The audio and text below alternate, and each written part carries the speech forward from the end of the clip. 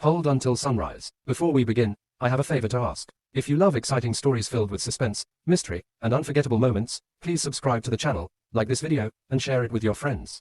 Your support helps us bring you more amazing stories every week. Now, get comfortable, because today's story begins on a day that changed everything.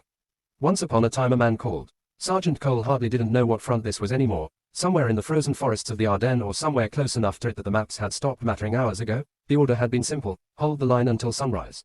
The map was a lie. Bastogne was supposed to be 10 clicks north, but north had stopped meaning anything when the snow started falling sideways. The compass spun lazy, the radio gave me nothing but static that almost sounded like breathing, and somewhere behind us Private Reyes kept asking what time sunrise was. Reyes tugged my sleeve and said, "Sarge, when's sunrise?" His voice was cracked thin. Kid was 19 and trying not to sound it. I told him the order: hold till sunrise. Simple. He nodded like that meant something. Then we both heard it. Not wind. A long slow creak. Heavy, deliberate. We didn't come from that direction. Right, he whispered. He was right. We hadn't, and in the trees ahead exactly where we needed to see it someone had hung a lantern.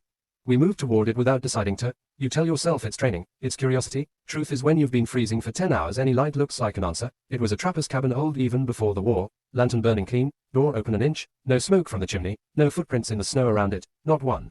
Nobody lights a lantern and leaves the door open in a blizzard.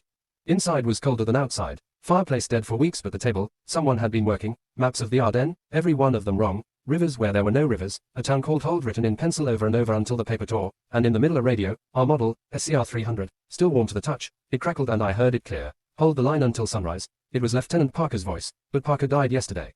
I picked up the top map. South Ardennes, our sector. Someone had circled our exact position, in pencil fresh enough that it smudged when I touched it. At the top in an officer's hand I didn't recognize. Date the 17th of December 1944. Tomorrow, hold position until 0600.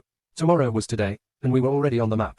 That's when I saw the floor. The cellar hatch was open and the mud on those boot prints wasn't frozen. It was wet, fresh, leading up out of the dark. I told Reyes to stay up top. He didn't. We dropped down together, lantern shaking in his hand. The walls, God, every inch of stone carved. Not writing, digging, with nails, with a knife, with whatever they had, the same 3 words over and over layered until you couldn't tell the stone from the letters. Hold until sunrise, hold until sunrise, hold until sunrise, and tally marks, hundreds of them, no, thousands, 4 lines and a slash, 4 lines and a slash, all the way around the room. This wasn't one night, this wasn't one team. Reyes whispered, "Sarge, some of these marks are fresh. You spend 2 years in the same boots, you know every crack, every worn lug. The left heel, mine had a chip from a mortar in Sicily. I never fixed it. Superstition. Those fresh prints coming out of the cellar had the chip. Same size, same wear, same goddamn chip. They were mine." From directly above through the open hatch came the sound of snow crunching. Someone walking around the cabin, slow, circling. Reyes was barely breathing and said, "Sarge, you said hold till sunrise, right?" I looked up through that hatch, through the snow falling down into this pit. The sky was getting lighter, not sunrise, something else. The trees were closer than they were before.